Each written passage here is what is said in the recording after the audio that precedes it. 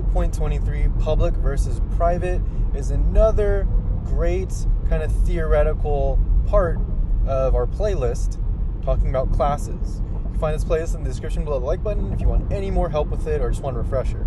So, public versus private. Now, we're given a ton of different answers here, but I'm only going to go over the correct ones. So, what is the difference between a public and private keywords? These are super distinct and super important that you use them correctly, because items declared public may be seen and used from any class. So you can change, if you have fields that are public, you can actually change these fields, which could be bad, right? If you don't want to change the actual data itself. When items are declared private, they may be seen and used only from within that class. So let's say you have like a class called point, like we've gone over previously, and we have fields X and Y at the very beginning.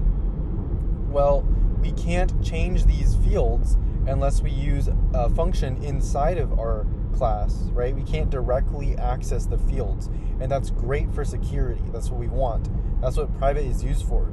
Now, if we want anything to like get information, that would be public, right? Because something's public, we want to get it and grab it and put it in whatever class that we're calling it from. Lastly, we have what items should be declared private.